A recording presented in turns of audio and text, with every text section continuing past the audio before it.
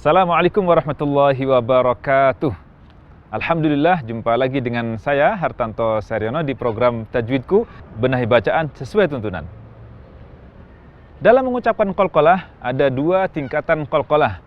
Yang pertama qalqalah kubra, al-qalqalatul kubra, dan yang kedua al-qalqalatus sughra atau qalqalah sughra. Al-qalqalatul kubra atau qalqalah besar terjadi ketika kita waqaf atau menghentikan bacaan di huruf qalqalah. Misalnya waktu mengucapkan kata al-falaku untuk huruf qaf, atau waktu mengucapkan kata muhit untuk huruf ta, atau waktu mengucapkan kata kasab pada huruf ba, atau mengucapkan huruf jim al-buruj, atau mengucapkan huruf dal misalnya ahad. Ini disebut dengan qalqalah kubra, lebih besar, lebih nyata dibandingkan dengan qalqalah ketika terjadi di tengah-tengah kalimat yang sedang kita ucapkan.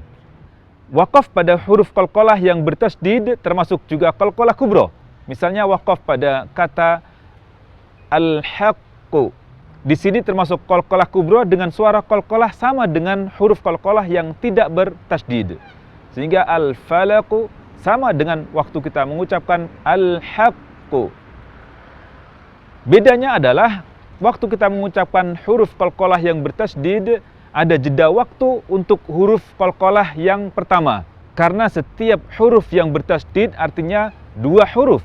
Dan kata al-haqqu, huruf qalqalah pertama tidak diqalqalahkan, lalu huruf qalqalah yang kedua al-haqqu diqalqalahkan. Sehingga ketika mengucapkan huruf qalqalah bertasydid, bunyi qalqalahnya sama dengan ketika kita menghentikan bacaan atau waqaf pada huruf qalqalah yang tidak bertasydid. Contoh untuk kata-kata yang huruf qalqalahnya bertasydid di akhir kata dan kita hentikan adalah berhenti di huruf ba. Misalnya waktu mengucapkan kata watab,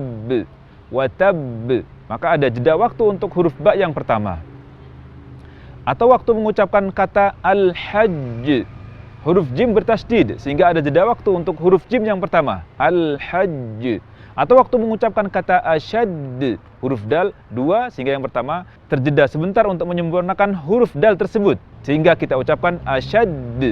Qalqalah huruf bertasydid tetap sama bunyinya dengan huruf qalqalah yang tidak bertasydid. Qalqalah yang kedua itu qalqalah sughra atau qalqalah kecil, yaitu bunyi qalqalah yang terjadi pada huruf qalqalah ketika berada di tengah-tengah kalimat yang sedang kita ucapkan, bukan waktu kita menghentikan bacaan. Ini disebut dengan qalqalah sughra, kecil, ringan, dan bunyinya tidak sejelas bunyi qalqalah kubra. Misalnya waktu kita mengucapkan kata yaqtul, tanpa diputus dan bunyinya lebih ringan dibandingkan dengan bunyi huruf qalqalah qaf di akhir kata yang kita hentikan pada huruf qaf tersebut. Atau contoh yang lain, misalnya waktu mengucapkan kata al-abtar pada huruf ba. Bunyi qalqalah ba ini lebih ringan dibandingkan dengan ketika kita berhenti pada huruf ba. Atau waktu mengucapkan kata at'amahum, yakni huruf ta yang berqalqalah. Atau pada kata ajma'in, yaitu pada huruf jim, dan adraka pada huruf dal. Kesemua ini adalah termasuk qalqalah sughra karena bunyi qalqalah berada di kalimat yang sedang kita ucapkan dan kita tidak menghentikan bacaan pada huruf qalqalah tersebut. Sehingga perbedaan antara qalqalah kubra dan sughra ada di jelas dan kurang jelasnya qalqalah ini.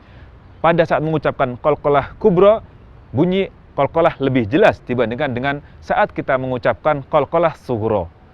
Sebagai perbandingan, saya ucapkan dua huruf qalqalah, di mana huruf qalqalah yang pertama di tengah-tengah kalimat atau ayat yang sedang saya baca, sedangkan qalqalah yang kedua berada di akhir kalimat yang saya hentikan. Misalnya mengucapkan kalimat lam yalid wa lam yulad.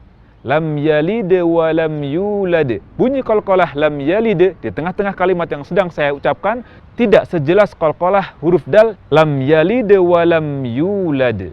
Lam yalid wa lam yulad. Demikian bahasan kita tentang qalqalah, dan tingkatan qalqalah ada dua, qalqalah kubra dan qalqalah sughra. Sampai jumpa lagi di program Tajwidku, Benahi Bacaan Sesuai Tuntunan di episode berikutnya. Semoga bermanfaat. Wassalamualaikum warahmatullahi wabarakatuh.